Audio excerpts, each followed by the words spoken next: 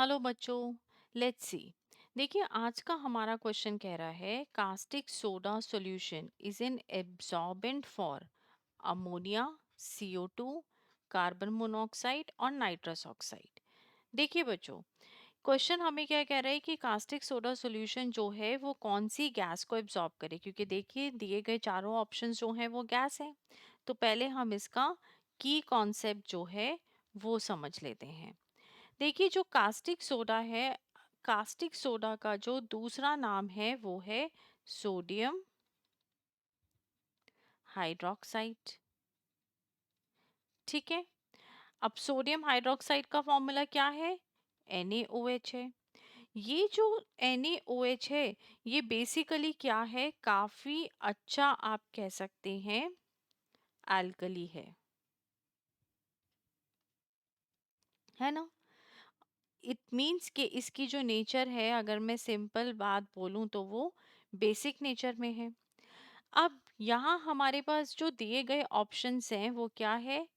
Ammonia gas है, carbon dioxide gas है, carbon monoxide gas है और नाइट्रस ऑक्साइड है। अब देखिए, जो अमोनिया गैस हो गई ये क्या है? बेसिक है नेचर में। कार्बन डाइऑक्साइड जो है वो एसिडिक है नेचर में। और कार्बन मोनोऑक्साइड और नाइट्रस ऑक्साइड जो हैं ये दोनों की दोनों न्यूट्रल हैं नेचर में। अब हमें ये भी पता है कि जो बेस हैं और एसिड जो हैं वो रिएक्ट करते हैं, मतलब कि अमोनिया जो है वो हमारा ऑप्शन नहीं हो सकता। ये दोनों न्यूट्रल हैं तो ये ऑप्शन नहीं हो सकता हमारा।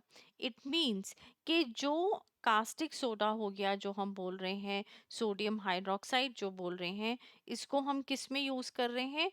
इसको हम लोग यूज कर रहे हैं for absorption of the acidic gases. अब एसिडिक गैसेस कैसी हो गई? Carbon dioxide, sulphur dioxide. हमें यहाँ पे दिए गए ऑप्शंस में क्या दिया हुआ है? कार्बन डाइऑक्साइड दिया हुआ है। तो जो करेक्ट आंसर है हमारा यहाँ पे वो हो गया ऑप्शन बी, है ना। अब ऑप्शन बी क्या है? CO2। कि अगर हम NaOH लेते हैं, NaOH को CO2 के साथ रिएक्ट कराते हैं तो क्या हो जाएगा? NaOH plus CO2। तो ये रिएक्ट करने पे हम लोगों को क्या दे देगा? Na2CO3। ठीक है। और ये फर्दर हमें बाइकार्बोनेट देता है। तो मींस कास्टिक सोडा सॉल्यूशन जो है वो एब्जॉर्बेंट है for the carbon dioxide. Hope you understood it well. Thank you.